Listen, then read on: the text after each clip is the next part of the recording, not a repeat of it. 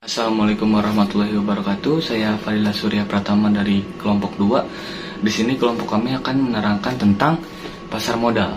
Simak video berikut.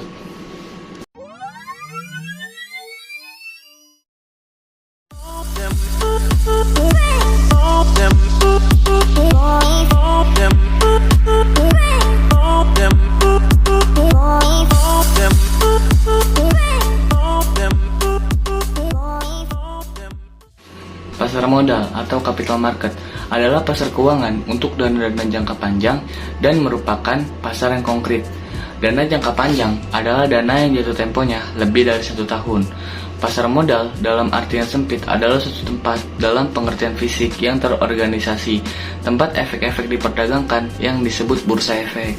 Pengertian bursa efek adalah suatu sistem yang terorganisasi yang mempertemukan antara penjual dan pembeli, efek yang dilakukan baik secara langsung maupun tidak langsung. Pengertian efek adalah setiap surat berharga yang diterbitkan oleh perusahaan, misalnya surat pengakuan utang, surat berharga komersial, saham, obligasi, tanda bukti utang, bukti right, dan waran. Definisi pasar modal menurut Kamus Pasar Modal dan modal adalah pasar konkret atau abstrak yang mempertemukan pihak yang menawarkan dan memerlukan dana jangka panjang, yaitu dana 1 tahun ke atas. Umumnya yang termasuk pihak penawar adalah perusahaan asuransi, dana pensiun, bank-bank tabungan, sedangkan yang termasuk peminat adalah perusahaan, pemerintah, dan masyarakat umum. Pasar modal berbeda dengan pasar uang. Pasar uang berkaitan dengan instrumen keuangan jangka pendek atau jatuh tempo kurang dari 1 tahun dan merupakan pasar yang abstrak. Instrumen pasar uang biasanya terdiri dari berbagai jenis surat berharga jangka pendek seperti sertifikat deposito, commercial paper, sertifikat Bank Indonesia, dan surat berharga pasar uang. Hai, saya Fatima dari kelas 04 Sake 12 dengan NIM 201011200896. Selanjutnya saya akan menjelaskan tentang poin B, yaitu tentang lembaga-lembaga yang terlihat di pasar modal. Pertama, ada BAPEPAM, Badan Pengawas Pasar Modal.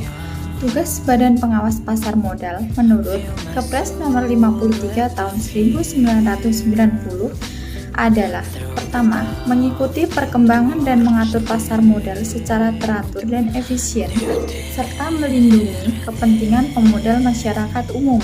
B. Melaksanakan pembinaan dan pengawasan terhadap lembaga-lembaga. C. Memberi pendapat kepada Menteri Keuangan mengenai pasar modal. Yang kedua, ada lembaga penunjang pasar efek. A. Penjamin emisi efek yang bertugas memberi nasihat mengenai jenis efek yang dikeluarkan. Kedua, mengajukan pernyataan pendaftaran emisi efek dan mendampingi emiten selama proses evaluasi. Ketiga, mengatur penyelenggaraan emisi. Yang B, ada akuntan publik. Akuntan publik bertugas melakukan pemeriksaan atas laporan keuangan perusahaan dan memberikan pendapatnya, memeriksa pembukuan apakah sudah sesuai dengan prinsip akuntansi yang berlaku umum dan ketentuan-ketentuan BAPEPAM ataukah belum. Yang ketiga, memberikan petunjuk pelaksanaan cara-cara pembukuan yang baik apabila diperlukan. Selanjutnya ada konsultan hukum. Tugas konsultan hukum adalah meneliti aspek-aspek hukum emiten dan memberikan pendapat dari sisi hukum tentang keadaan dan keabsahan usaha emiten. D. Ada notaris. Notaris bertugas membuat berita acara RUPS, membuat konsep akta perubahan anggaran dasar, dan menyiapkan naskah perjanjian dalam rangka emisi efek. Yang E, ada agen penjual. Agen penjual ini umumnya terdiri dari perusahaan pialang, broker, atau dealer. F, ada perusahaan penilai. Selanjutnya, yang ketiga ada lembaga penunjang dalam emisi obligasi.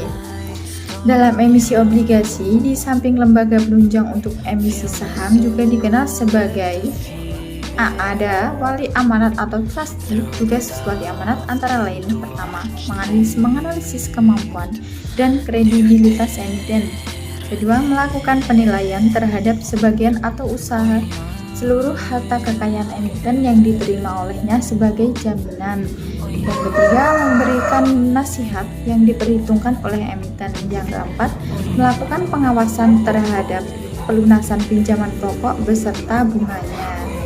Yang B, ada penanggung atau guarantor. Penanggung bertanggung jawab atas dipenuhinya pembayaran pinjaman pokok obligasi beserta bunganya dari emiten kepada para pemegang obligasi. Selanjutnya ada agen pembayar atau paying agent. Dan ada lembaga penunjang pasar sekunder. Nah, ini merupakan lembaga yang menyediakan jasa-jasa dalam pelaksanaan transaksi jual beli bursa. Lembaga penunjang ini terdiri pedagang efek, berfungsi untuk menciptakan pasar bagi efek tertentu dan menjaga keseimbangan harga serta memelihara likuiditas efek di pasar sekunder. Yang kedua ada perantara pedagang efek atau broker. Tugas menerima order jual dan order beli investor. Yang C, ada perusahaan efek dapat menjalankan sebagai underwriter, perantara pedagang efek atau penasihat investasi. Yang keempat, ada biro administrasi efek yang menyediakan jasa-jasa pembukuan, transfer dan pencatatan, pembayaran dividen dan sebagainya. Yang terakhir ada reksadana atau mutual fund, bisa juga disebut investment fund, yang merupakan pengelola dana dari investor yang pada umumnya diinvestasikan dalam bentuk instrumen pasar modal atau pasar uang oleh manajer investasi. Assalamualaikum warahmatullahi wabarakatuh. Saya Dwi Adinda Parastiani akan menjelaskan tentang proses penawaran umum atau go public. Penawaran umum adalah kegiatan yang dilakukan oleh emiten untuk menjual efek kepada masyarakat berdasarkan tata cara yang diatur oleh undang-undang dan peraturan pelaksanaannya. Kegiatan ini lebih populer disebut sebagai go public.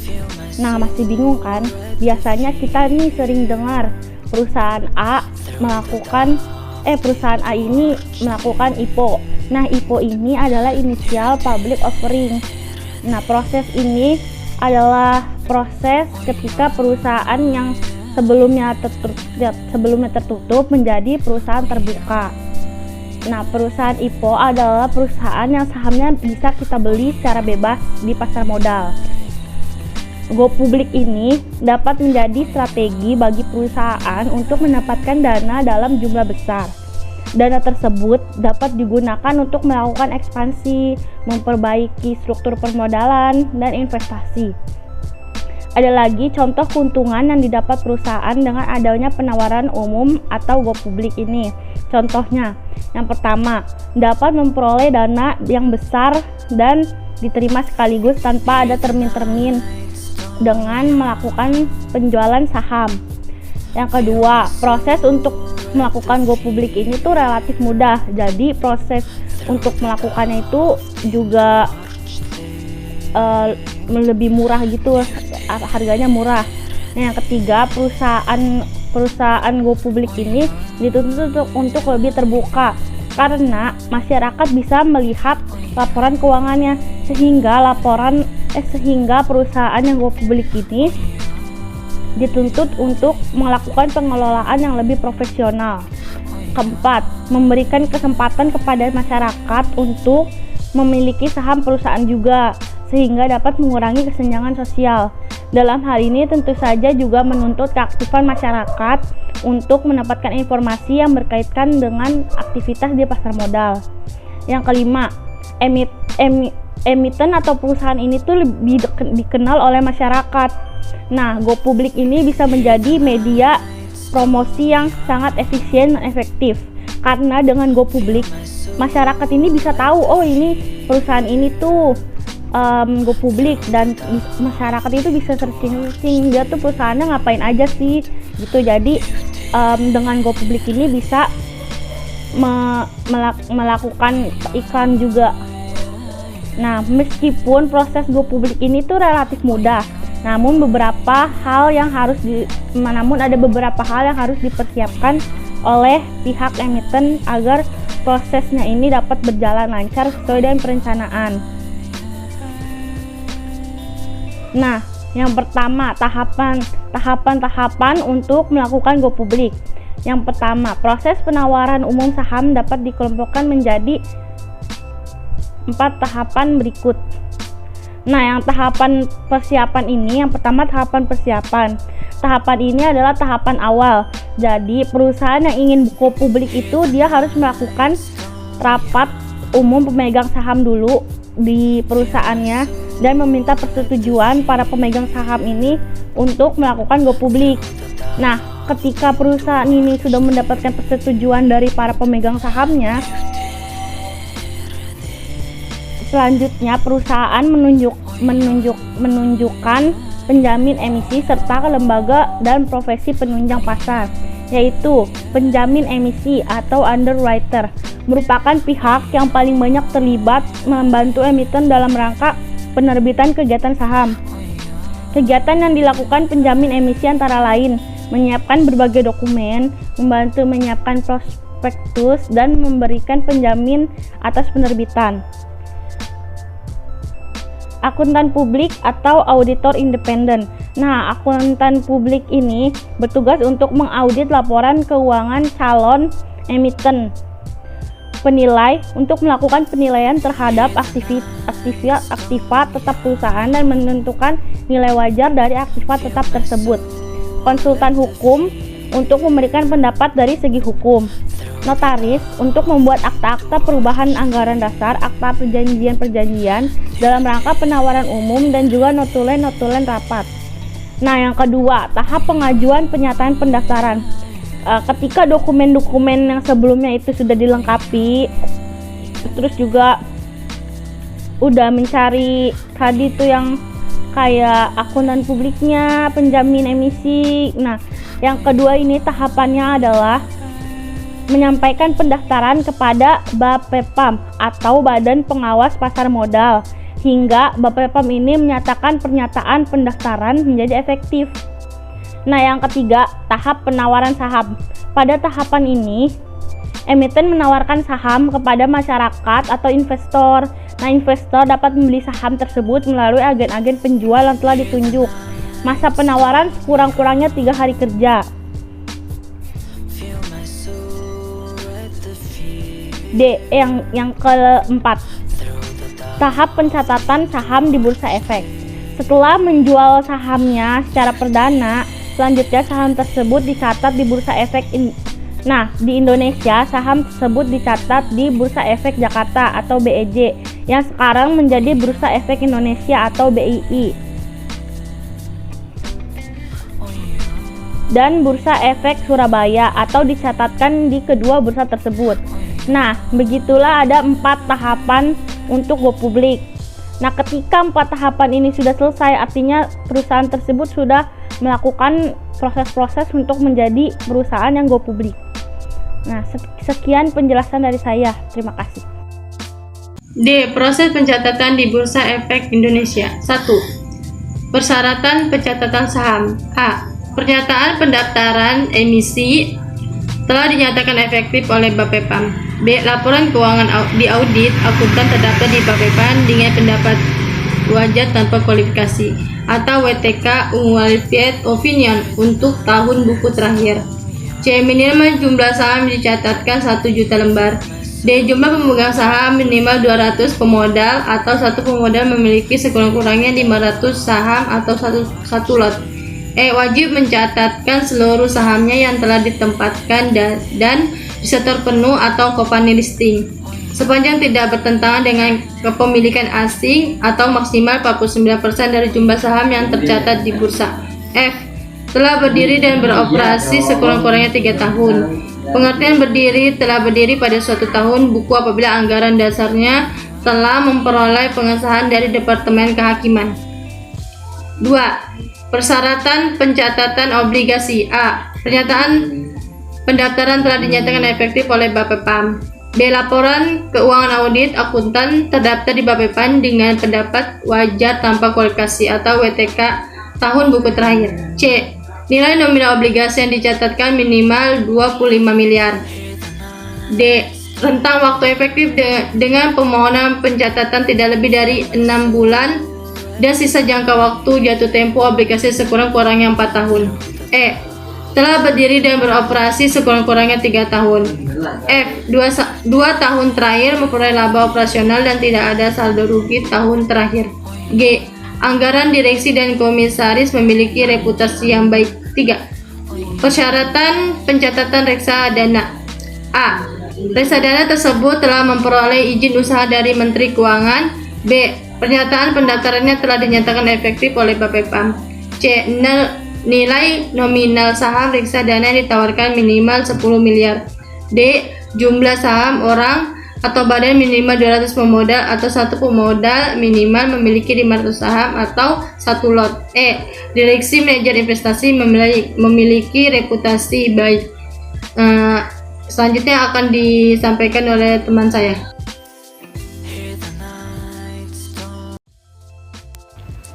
Assalamualaikum warahmatullahi wabarakatuh. Nama saya Gaby Angelica dari kelas 04 1012 dengan NIM 20 10 11 20 12 28. Saya dari kelompok 2 akan menjelaskan materi mengenai produk-produk pasar modal. Dalam produk-produk pasar modal terbagi beberapa jenis. Yang pertama, reksadana. Reksadana merupakan sertifikat yang menjelaskan bahwa pemiliknya menitipkan uang kepada pengelola reksadana atau manajer investasi untuk digunakan sebagai modal berinvestasi. Jadi, pada prinsipnya investasi pada reksadana adalah melakukan investasi yang menyebar dalam sejumlah alat investasi yang diperdagangkan di pasar modal dan pasar uang. Yang kedua, saham. Saham adalah bukti penyertaan atau bukti kepemilikan suatu perusahaan.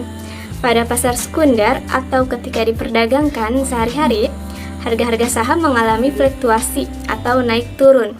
Pembentukan harga saham terjadi karena adanya permintaan dan penawaran atas saham dari sebuah elemen perusahaan tersebut. Yang ketiga, obligasi atau surat utang. Obligasi merupakan salah satu efek yang ada di bursa, di samping efek lainnya seperti saham, suku, atau efek berabun aset maupun dana investasi real estate. Obligasi dapat dikelompokkan sebagai efek yang bersifat utang di samping sukuk. Obligasi dapat dijelaskan sebagai surat utang jangka menengah panjang yang dapat dipindahtangankan. Selain itu, obligasi berisi janji dari pihak yang menerbitkan untuk membayar imbalan berupa bunga pada periode tertentu dan melunasi pokok utang pada waktu yang telah ditentukan kepada pihak pembeli obligasi tersebut. Obligasi dapat diterbitkan oleh korporasi maupun negara. Yang keempat, ada saham preferen. Saham preferen merupakan gabungan antara obligasi dan saham biasa. Artinya, di samping memiliki karakteristik seperti obligasi dan juga memiliki karakteristik seperti saham biasa. Karakteristik obligasi, misalnya, saham preferen memberikan hasil yang tetap seperti bunga obligasi. Biasanya, saham preferen memberikan pilihan tertentu atas hak pembagian dividen. Ada pembelian saham preferen yang menghendaki penerimaan dividen yang besarnya tetap seperti setiap tahunnya. Ada pula yang menghendaki didahulukan dalam pembagian dividen dan lain sebagainya. Yang kelima, waran. Pengertian waran dalam pasar modal adalah efek atau saham yang diterbitkan oleh suatu perusahaan yang memberikan hak kepada pemegang saham untuk memesan saham dari perusahaan tersebut dengan harga yang tertentu. Waran berlaku untuk jangka waktu 6 bulan atau lebih sejak diterbitkan. Waran ini berfungsi sebagai pemanis agar investor tertarik membeli saham tersebut. Yang keenam, reg issue. Reg issue merupakan hak bagi pemodal membeli saham yang dikeluarkan emiten. Karena merupakan hak, maka investor tidak terikat untuk membelinya. Ini berbeda dengan saham bonus atau dividen saham. yang otomatis diterima oleh pemegang saham. Reg issue dapat diperdagangkan. Biasanya harga saham hasil reg issue lebih murah dari saham lama. Karena membeli reg issue berarti membeli hak untuk membeli saham. Maka kalau pemodal menggunakan haknya, otomatis pemodal telah melakukan pembelian saham.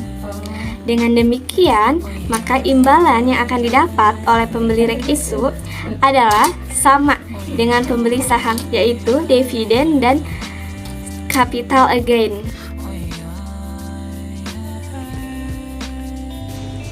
Strategi informasi di pasar modal. Investor harus menyadari bahwa berinvestasi di pasar modal selain memperoleh keuntungan akan mengalami kerugian. Strategi dasar investor yang akan meningkatkan kinerja atau nilai portofolio investasi menjadi lebih baik adalah dengan mengutip prinsip keep your alpha high and your beta low, yang artinya investor akan selalu mempertimbangkan berapa tingkat resiko dan keuntungan yang akan diperoleh. Keuntungan atau kerugian tersebut sangat dipengaruhi oleh kemampuan investor untuk menganalisis berbagai jenis saham, kemudian memilih beberapa saham sesuai dengan kemampuan dana. Saham yang dipilih dan dibeli tersebut merupakan portofolio. Oleh karena itu, bermain di pasar modal tidak memberikan jaminan untuk mendapatkan capital gain, yaitu selisih lebih dari harga beli saham dan harga jual saham. Dengan demikian, bermain di bursa akan sangat mungkin investor mengalami capital loss. Beberapa strategi yang dapat digunakan dalam melakukan investasi di bursa efek, khususnya dalam bentuk saham, ialah sebagai berikut. Yang pertama, mengumpulkan beberapa jenis saham dalam satu portofolio. Tujuannya untuk memperkecil resiko investasi karena resiko tersebut akan disebar di berbagai jenis saham. Yang kedua, membeli di pasar perdana dan dijual setelah saham tersebut dicatatkan di bursa. Yang ketiga, beli dan simpan. Strategi ini dapat digunakan apabila investor memiliki keyakinan berdasarkan analisis bahwa perusahaan yang bersangkutan memiliki prospek untuk berkembang yang cukup pesat, sehingga sahamnya diharapkan akan mengalami kenaikan yang cukup besar pada saat itu. Yang keempat, membeli saham tidur. Saham tidur adalah saham yang jarang atau tidak pernah ada transaksi. Saham ini disebabkan karena jumlah saham yang dicatat terlalu sedikit atau dikuasai oleh investor, institusi, dan pemilik saham yang lama. Dapat pula disebabkan karena kinerja perusahaan yang bersangkutan kurang baik atau prospek usahanya masih cerah sehingga kurang mendapat perhatian modal. Yang kelima, strategi berpindah dari saham yang satu ke saham yang lain. Investor yang memiliki strategi ini cenderung bersifat spekulatif. Mereka akan cepat-cepat melepas saham-saham yang diperkirakan harganya akan mengalami penurunan atau buru-buru membeli saham yang menurut anggapannya akan mengalami kenaikan kurs. Yang keenam, konsentrasi pada industri tertentu. Strategi ini lebih cocok bagi investor yang benar-benar menguasai kondisi suatu jenis industri sehingga mengetahui prospek perkembangan yang akan datang di kedepannya. Yang terakhir, reksadana, yaitu melakukan investasi dengan membeli unit sertifikat atau saham yang diterbitkan oleh investment trust. Strategi ini cocok untuk investor yang tidak memiliki cukup waktu untuk menganalisis pasar atau tidak ada akses informasi.